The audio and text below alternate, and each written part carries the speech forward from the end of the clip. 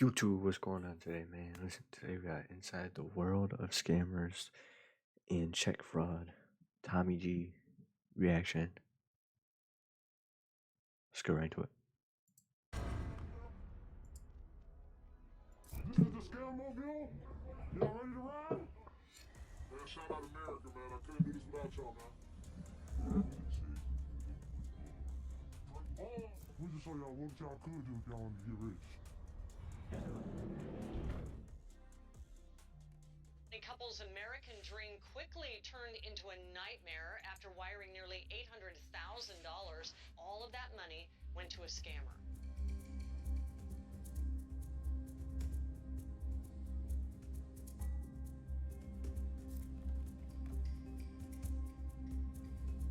How many times a week would you say you punch a meal? 7 times a week, every day.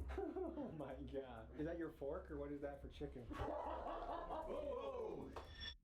12 people are facing more than 100 charges in a major credit fraud scheme. University student accused of stealing more than $500,000 in a credit card scam. It's shocking video of thugs chasing a mail carrier. Why? It's believed they wanted the master key he carries that opens mailboxes for the entire neighborhood.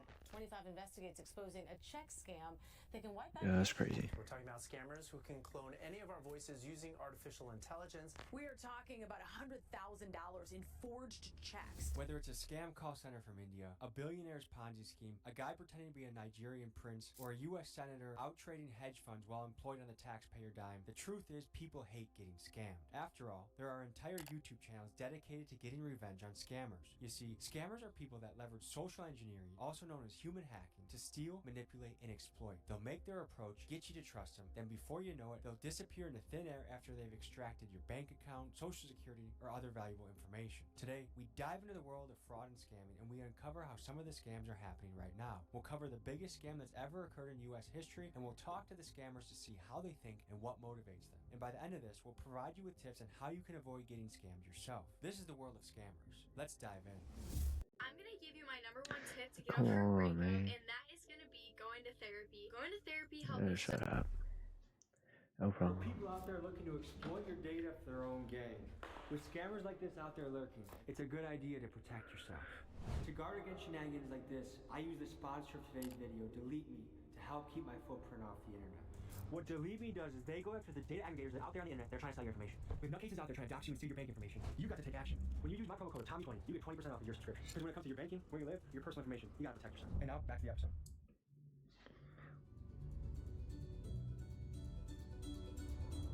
Folks, today we're diving into the world of scamming.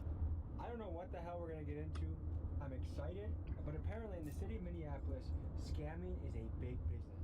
Minneapolis woman calls it emotional hacking. Scammers drained $800,000 from her dad's bank account. LaSalle University student accused of stealing more than $500,000 in a credit card scam. Foster was doing fake transactions, marking items up in price, then returning them for the original price while pocketing the difference in account of her own. In fact, there are multiple RICO cases going on for fraud right now. A big scam that was pulled was the food share program. People pretended to be feeding the homeless and walked away with millions of dollars, and now they're getting RICO'd for that.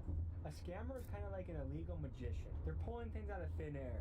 There's illusion, deception, and before you know it or realize what they did, they're gone with the bag. Let's meet up with these guys and let's see what they're about.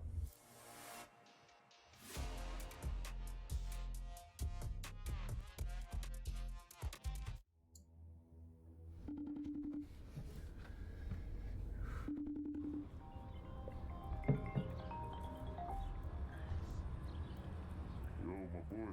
Is that you? Yeah, this me right here. I'm in that rental car, that white car. Alright, bet I'm finna walk over there. Okay, door's unlocked.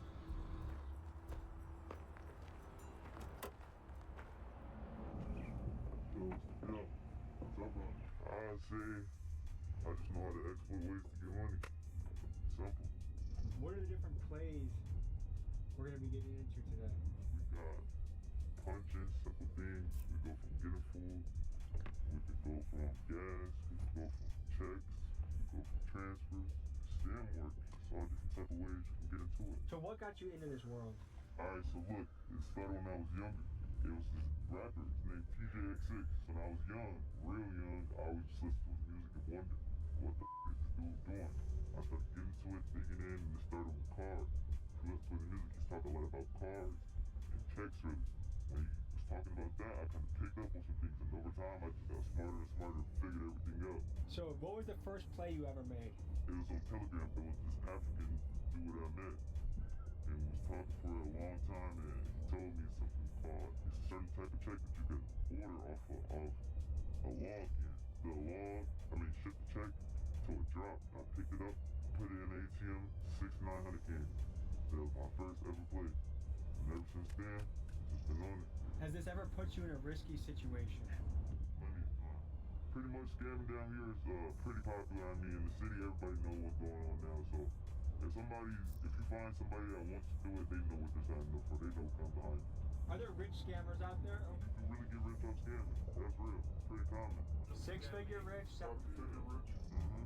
That's real. Rather than judging these kids, I wanted to try and put myself in their shoes. Now, I know I'm overgeneralizing here, but here's a theory I'm working with. A lot of these kid scammers are from Gen Z, and this is the generation that saw their parents lose their house in the '08 mortgage crisis as the bank executives responsible got rewarded by multi-million-dollar bonuses, and the banks that fundamentally scammed the country got bailed out by the tax money of the very people they scammed. So essentially, these kids witnessed a financial system that openly didn't give a shit about them or their parents, so heck, why not pull a scam of their own? It kind of explains the sense of nihilism that we've seen creep. Yeah, but don't scam other people, scam the bank. About scammers, the Kia boys, or just an overall sense of I don't give a because it seems like the world around them is crumbling. Now, from a cultural standpoint, we've seen the rise of scam rappers, guys like Baby Tron, TJX6, and Punch Made Dev, and these are guys who look effortlessly cool, ridiculously rich, and they seem to be easily getting away with scams on major banks and institutions. So yes, it's easy to point the fingers at the scammers you see here, and yes, they have a moral responsibility of what they are doing, but are they not just an underworld byproduct of a system that white-collar scammers created? I don't know. That's just a theory I'm working with. Do you save much of your money? I'm not scamming long term to be scammed out for the rest of my life. This shit's all like, with anything you do, any hustle, all this just quick until you move on to your next level. You feel me? Next steps. Have you ever been almost caught by law enforcement?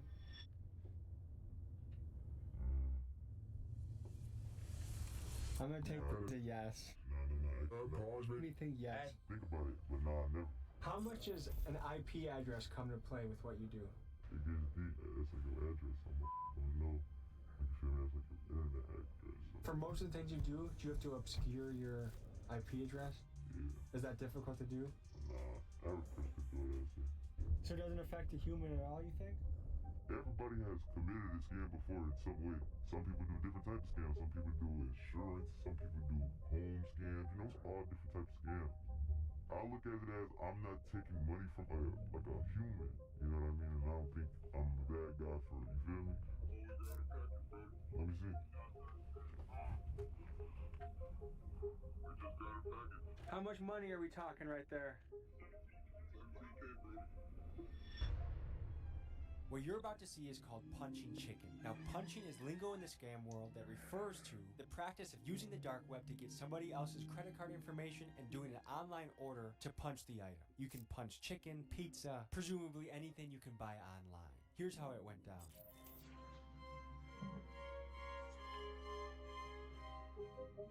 This is the website that I will buy the cards from to do the punching. Ready to buy cards. A fake credit card. A real credit card, but it's just not ours. And how much money does it have on it? It depends. I wouldn't necessarily say I know the exact amount. Certain banks, they give you the ability to check. You can call the bank and you can check how much. But I would just be buying a card based off of the knowledge that I already know. There's something called a BIN. A BIN is a bank identification number. Now, depending on what BIN you have, you might got a card that has thousands on it. You might got a card that has millions on it. There's no telling that. It's luck of the draw. Basically, yep. So these are cards that someone physically stole, like at the gas station? It fell on the ground, they picked it up, they uploaded to a website, and then it sold to a bidder like you, or how does that work? Basically, yeah, kind of like how you just explained it. I wouldn't necessarily say it comes from people picking them up off of the ground, but more so skimmers. They have machines that you can put on, for instance, at the gas station, you can put a skimmer on the machine where the people put their cards into, and then from there, you'll get about 1,000 hits. Now, depending on how many people put their card in that specific machine where you put your skimmer at, that's where all the card information will come from. Does the skimmer also capture your PIN? Yes, it does. So if you use a machine that has a skimmer and you type in your PIN, all of a sudden, you're wide open. You're good. You're not getting your You're good, though. Yeah. The thing about, getting captured by a skimmer is if you have the right type of setup with your bank account in terms of two-factor authentication, the bank asking questions like, was this you that just spent money at Raising Cane's for about $100? You know what I mean? If you have these different types of protocols set up with your bank, then you're less likely to be a victim of fraud. Basically, right now, you can get free chicken. I can get free everything right now. Boom. Now we got the money on there. Now I can buy a card. You can buy Social Securities off this? When you buy the cards, depending on how much the card costs, that's why I said certain cards, they range from 20 to 25 all the way up to 30. You can see, I'll show you when I refresh. And I just saw you could buy a Canadian card, you could buy a U.S. card, show you the country. Wow. You can buy from anywhere on the planet. As long as the website has a way to get these cards and put them on their site, then you can get pretty much anything. Have you ever heard of punching a mule? Punching a mule? We spoke to legendary lawyer Bruce Rivers and a man who's a financial crimes expert to get their opinion on the scams you see unfolding in this video. Punching a mule. No, I've never heard of that. That's where you apparently acquire someone else's credit card and you use that to buy free food. Yeah, there's a lot of scams going on. There's skimming that goes on, like at a gas station, somebody attaches a skimmer. That's actually happened to me. Somebody trying to buy some stuff at sporting goods store, like $2,000 worth of on my credit card. And then I see the guy in court on the hook for it. I mean, I was like, holy shit, that's the guy that stole my identity. Had to trace it all back. We figured out exactly what pump it was. We figured out exactly where it was. And he had been doing this all over the place. So I saw him in Hennepin County in court. And my thing happened in another county. He was doing it all over the place. A lot of times what's going to happen is you go to try and do a touch pay. It doesn't work. That's part of the plan. They want you to scan your card. So they actually will have a module, something that's identical looking to the actual card swipe, overlaid. Physically go and try and pull it off. If it doesn't pull off, you're good. If you can go inside and pay the gas station attendant, ideally in cash, avoid this whole digital footprint process, you're going to be a lot safer. You see any sort of fraudulent activity on your account, immediately contact your bank. The sooner that you can contact the authorities, law enforcement, it's going to be much easier to get your money back. When there's delay in space and time, scam, with any sort of financial scam, it's much harder to get your money back. If you really want to get specific on which one you want to buy, you can type in your bank identification number. So I'm going to type in a bank that I know is going to work. This is a bank called Wings Financial Credit Union. Very, very high-class bank. So when you're doing simple punching for, food and shit, like we talked about, yeah, Cane's might take $100 loss today, but that person whose card I'm using, they're getting all their money back. 100% guaranteed. I've heard people that get scammed and it can take 30 days for them to get their money back in their account. The average American has $1,000 or less in their savings. So if you scam the average American and rent's due, they might not have it because of the scam. You are right. But in terms of them never getting their money back, I know for a fact that they'll get their money back. Somebody just texted and said he's seen the police. Toomy, somebody just texted him and said he's seen the police. Yeah, we gotta get out. So we're outside of a Cane's Chicken. How often do you guys get free meals like this? Every day I eat free every day. Everything I do is almost free. So the customer name is right? Yes. Thank you, actually.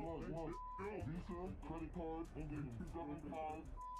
Okay. We'll go over to the website. Cut your nails. You got all this scammer money. You can't even cut your nails. Come on. Some guy named just lost $50 because some guy got 50 chicken nuggets. 80. And we finna eat good. Okay, I hear the police. Hear the police? Let's get out of here. After successful chicken punching, the fellas decided to take their chicken to a warehouse in a secure location so they could eat their chicken in peace. Alright, bro, we finna go down to the basement and eat. Free food. So on a scale of 1 to 10, how legal was that, what we just did? That's like a 10, because I fully completed it, you know? And anything that you do that you're doing fraudulent, it's always going to be a 10. The only thing that makes it more secure is that I didn't go in there and swipe a card. So they can't say that I did anything illegal. If they caught you, what would be the punishment? You know, it's a white-collar crime.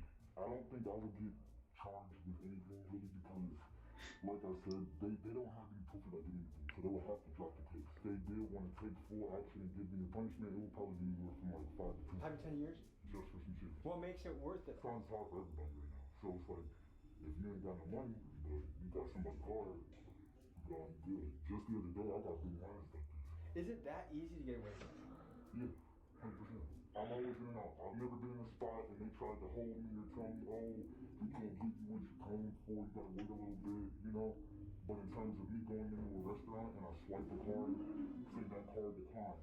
I swipe another card, I know they're looking at you weird. Give us a second. Matter of fact, you can't swipe any more cards. Just wait right here for us while we get the system set up, right?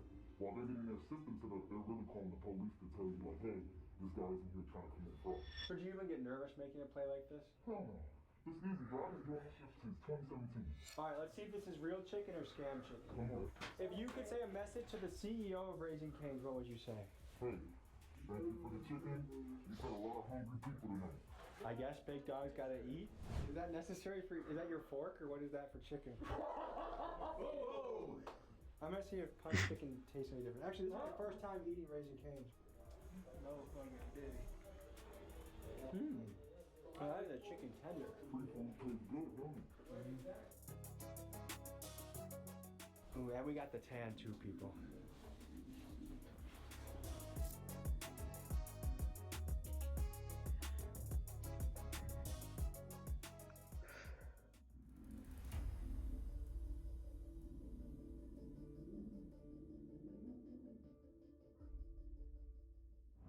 I had to change around with the car because he wasn't grabbing, what is it, the CVV, but we had the code to change that shit around, take care of that. Alright, bust to the page, ready to go? Yeah, we finna, once this nigga wake up, motherfuckers probably gonna get this sent out on today or tomorrow. I'm gonna give his ass a call waiting for that. So, the guy that's sleeping, what role does he play? The guy that's gonna wake up? So, the guy that sleeps plays a very important role. He's the one that do send-outs. Basically, I can't get into too much detail, but he does send-outs for banks and we're able to access logs that way. Best I can describe it is it's the message coming to your phone. Ah, okay. How hard is it to get your hands on this type of paper? You can get it, anybody can get the paper like that. Oh, man. What does it take for this to be legit? Like, is this a tough part of the puzzle, or is this pretty easy part of the puzzle? One of the easiest parts anybody has access to it. How many hours a week do you think you work doing this? I still have fun, I still carry on light. It's probably gonna take hours out of the week. I'll probably save maybe like 10, 15 dollars. Yeah, most of the shit is fast. What makes someone good at this? Connection. I'm a connection guy. Person has something for everything in every field. It's not just one type of scam. Be rich. Does this profession make you nervous? No. Is it risky? Yeah, for sure. Can't be nervous though. What's your philosophy on life? Work minds. Have fun while you're young. Is it hard to keep this on the hush? If you're busting big plays, is it hard not to flex it or talk about it? Definitely. Honestly, that's one of the things. Now I'm getting to the point where I be doing it for I don't care anymore. You know, I do it so I want to post it. What's your specialty? Different specialties. You always level up, so I can't say I have like one good specialty, but can do anything that I want. That's another thing. I think my good specialty is I can figure out whatever I want to learn. Anything. Were you good at school? Yeah, I was good at school. Did you like school? Yeah, school was fun. What do you call yourself? Mary J. What's your specialty? I'm good at talking, really. Good at talking. You feel me? Everybody play different roles. So this is one of my guys right here. He might come to you, ask you a couple questions. You're gonna be loud. But basically, this right here is a check that I cooked up. This is like a real check that I made a copy of basically. So let me try to show you. This one like original. This one like now. Exact same thing. Exactly. And this right here, the way that I'm doing it, a lot of people don't know how to do it this way. Check fraud. Printing out fake checks, cashing them at a bank. What normally happens isn't that the person who's doing the fraud is the one cashing it in. Usually they get some unsuspecting person, oh, I can make you a lot of money, and so they write the check to that person. So there's a middle guy in between, and it's usually the person that's unsuspecting, not thinking that it's a fraudulent check, and all of a sudden they go to the bank and they try to get the cash. And sometimes it works, sometimes it doesn't. It's usually the unsuspecting person, not the person who's behind the scheme. A check fraud is a complicated situation because one of the biggest ways that you can protect yourself is go to the actual post office itself and mail the check. And I would prefer that you don't even mail checks. I really don't think you should be at this point. It has all your information on it. The more space and more distance you have in terms of the transit that needs to occur with that check, the more risk you're going to have. What is the penalty for printing fake checks? It depends upon the loss amount. Typically, usually it's a felony because it's forgery and theft by swindle. And so if it's under $2,500, it's probation. Each check becomes a felony count in and of itself, and you get enough of those, it can ultimately be a prison sentence. It really does depend upon the value that we're looking at. And what can this play be worth? This right here was $5,400. That's a lot of money. Piece of paper. This is just making up a check? Yeah, this is just me making one. So you can make any amount you wanted? Yeah, any amount you want. Is it going to come out of here? Yeah, I would imagine. The bigger you go, the more... Yeah. Once you touch that 10K mark, any scam over 10,000 is where you're serious. So we get serious for real. Check forgery isn't so high of a crime. How much does this printer cost? What if we go like 500? It's crazy that a $500 printer can turn into thousands and thousands of dollars. They say money doesn't grow on trees, but you are kind of making it look like it does. Someone got the original or a copy of a real check, sold it to you online, and you're printing out that version? Either that or it's on your mailbox. Yeah, so it's two kind of ways to get a check. You can break a mailbox, or there's keys. You can look it up. You can probably find clips of people branding mailmans to get keys.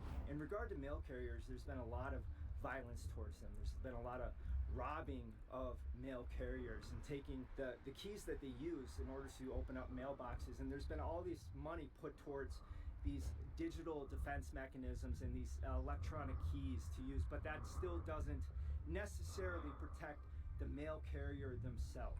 But this applies to everyone. In terms of protecting yourself generally, it's all about not having patterns. For the mail carrier, if you're on a route, just like if I was on a patrol route, if I had the same patrol route, same time, same place, every single day, it's easy for that patrol route to be intersected. Change and vary your patterns. It's called force protection. What about when someone hits a mail truck, steals the mail keys, and steals checks that way? Bye-bye. In other words, that's usually done on an inside job basis. Because who's going to steal a mail truck? And know that there are going to be checks on that truck? Probably not too many. Which is the most risky part of this puzzle? I say out of all of them, the risky part, 9 times out of 10, you guess the most risky part who has the most important role in this particular style is the person who's getting the checks. So when you scamming, it's not always like somebody's always we're always the villains. Like, we also helping people because we split the money that we never just running off. We split it 50-50 with them. Just now, right now, look what happened to her. Someone just said, I swear I got evicted, I gotta get back on my feet, and you said, I got you, cuz. Send me ID. Someone's sending you their bank Right now, this is right now, look at the time. This today, look, it's today. Some people actually need help, so it's like sometimes. I know people to this day that bring me other people's accounts. See how real this looks? If you were a bank teller, who put that up to the sky, you'll see like, you see me? Like this is a real one. This is a real check. Come up and cash this and then get paid for it right now. Actually, they are. Y'all finna see it today. Join Planet Fitness today and get everything you need for just $1 down. $15 a month, cancel anytime. Yeah, this is crazy, bro.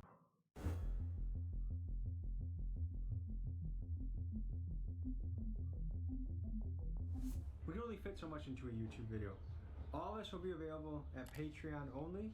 Highly recommend you check that out. Link is in the description. Would you say this is up there, Miguel, for things we've done? Top 3 for sure. This is fucking ridiculous, dude. I'm not exactly sure what we're about to do, but it feels sketchy. The first scamming video I put out, people are wondering, is this guy for real? Is it? Is he scamming us and believing that it's real? But like the casualness of which we're doing some of these things is like.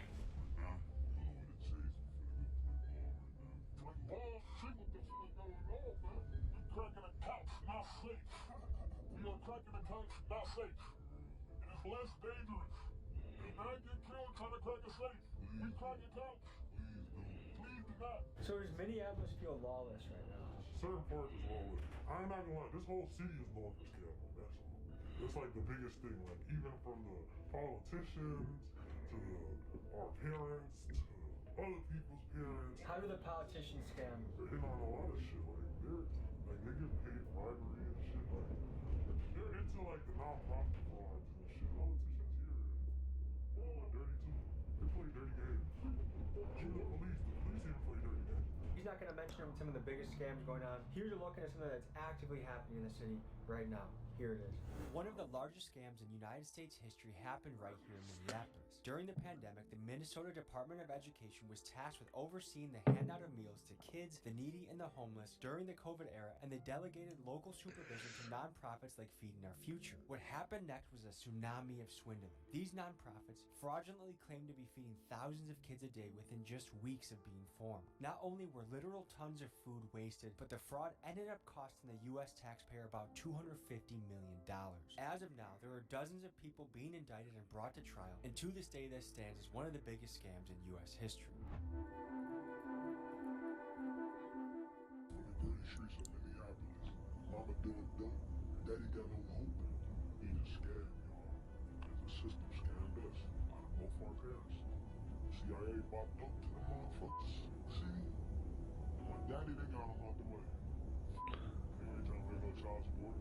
It's cool though, bro. And you know what we gonna do? We gonna grind, nigga. This that shit that we love, nigga. We love making that money on it. We gonna do whatever it takes to make that money on. This shit get wicked out here for real. And I'm not a bad guy. I'm not gonna say this like I'm the biggest back to God and do this to the people and shit. Nah, bro. I just do this to get my people. You hear me? What percentage of scammers would you say are balling, and what percent of them would you say are actually kind of broke? There are bullshit scammers. Like, there's always the one main person, then there's the middleman, then there's the middleman. You know, like, it's like a tree. One person passes a card to one person, that person gets passed down to the main person. The main person is the one who splits the money between everybody and decides how much everybody else is going to do. And so all scammers are not rich. That's another thing. Like, you can be a scammer and not have a way. Feel me? Like, in scam world, always a new scam. That's another thing. And it's about who figures out the scam first. You can't really say it's too many runners. Like, it's like, you always tell, like, you will scam you know who's a runner and who's boss trying to find the moves. But don't get it confused, though. I done seen runners turn into bosses. You feel me? Like, it's a lot of runners that became the man, that man. You feel me? So it's a big thing in the scam world. Getting slimed out, too. What is that? Slimed out, like, say Mexican, bro, this that move, and you like, look, I'm not paying you for who you brought. It's over with. I'm taking home bad. That's what we were talking about karma yesterday. It's karma in the scam world, too. You know, for somebody. I try to say it's not what I think it's about. It's about wiping it down. That's a whole other step. You know what I'm saying? It's not just like easy. You can't just wake up and come. It's not that easy. Right? It's not easy to do basic shit, but it gets deeper than that. It can be a blessing and a curse at the same time. It just depends on how you break your move. You gotta stay consistent too. You gotta stay consistent with anything you do. Alright, you're filming. I'm gonna show y'all some box action. Scammers operate in a climate of deceit. You see, fraud is a game of smoke and mirrors. These guys ran off with the camera to presumably make an ATM play, and what I saw on the tape left me questioning reality.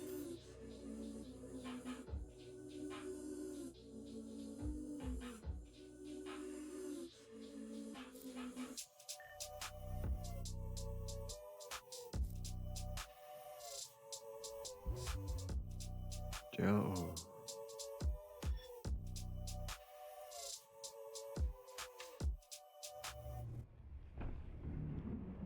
Got some great footage. See the police? Where you guys see him? Of course, you guys were out there for like fucking 20 minutes in ski masks and glasses. We had a little technical difficulty. You know why it took us so long? And you'll see the dead. The car started locking on us. So sometimes the card will lock up and then it gives you like fraud alerts, which the person has to confirm on their phone. You guys were skied up with glasses the whole time in front of a bank? Like, you gotta be. How is that not, like, do you guys feel like you guys were out there for way too long? Time limit. And what can they possibly do for me? One of the things that comes to mind is what we are seeing, is that even real? And what makes me think it is real is that they took 20 minutes outside of this van, they got fraud alerts on their phone. If they were just taking money from their own account, it would have been in and out in a minute or two. But this also brought up more questions. Now, remember earlier in the episode when I was talking about the sense of nihilism that I've noticed in Gen Z? When they do things like this, their nihilism can come off as quite sinister. I mean, scamming people, banks, grandmas, restaurants, it's pretty crazy. But what I think is the source of all this nihilism is a lack of hope. And why I think a lot of Gen Z has no hope, I mean, this is the first generation in American history that's projected not to do better than their parents. These kids have inherited this world where they can't afford anything, the food, the housing, the college, all of it is sky high. And the people making the rules, their government, is this lazy, lousy bunch of bureaucrats that openly cheat all of the time. So a lot of these kids, I think, have just said, F it. The world is fake, the world is a scam, and I'm gonna scam the world. I'm gonna get mine for myself at any means necessary. I'm gonna cheat the system that I feel cheats me. But what do I know? I'm just trying to make sense of what I'm seeing and figure out the world. That was a look into the world of scamming. Any final thoughts, fellas? And we didn't give y'all everything. We didn't get a chance to give y'all everything, but and we won't give y'all everything. We love y'all. We don't scam people for a living. We help people out. We took a deep dive into this world. Thank you for joining us. We'll see you next week. Peace. If you want to keep yourself safe on the internet, consider checking out the sponsor of the video, Delete Me. Alright, thank you guys for tuning in. Let me know what you want me to react to next. See you guys next time. Later.